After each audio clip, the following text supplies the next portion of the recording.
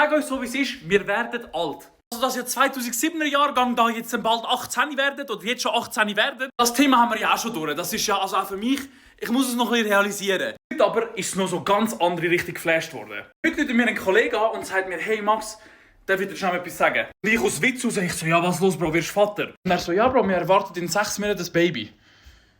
Und auf einen Schlag, das ist sowieso, ich kann den Flash nicht erklären, vielleicht haben das andere Leute auch schon gehabt. Du bist so, holy, okay. Ich sage euch, ich finde es mega schön und ich wünsche der Familie nur das Beste. Ihr werdet super Mamis und Papis, falls ihr das gesehen solltet. Plötzlich, ich habe mich mitten im Gespräch daran erinnert, Alter, ich bin mit dir vor einem Jahr noch rumgegumpelt als Fasnacht oder an Kilby, als ob es keinen Morgen gäbe. Und jetzt wirst du Papi, wow.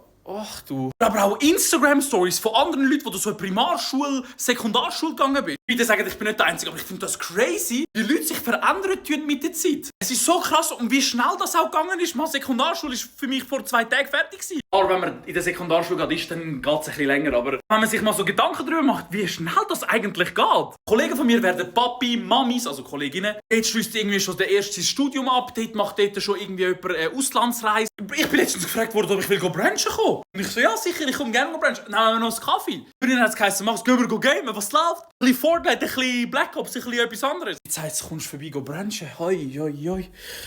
Schreibt mal einen Kommentar, in welchem Alter ihr gerne wäret, falls wir die Zeit nochmal zurückdrehen könnt. Würdet ihr im gleichen Alter bleiben oder würdet ihr sagen, nochmal 18, 17, 16 würde ich schon noch gerne sein? Ich glaube, ich muss ehrlich sein, ich glaube, ich würde sogar bei 22 jetzt aktuell bleiben, in 2 Minuten 23, aber ich glaube, ich würde aktuell bei 23, 22 bleiben.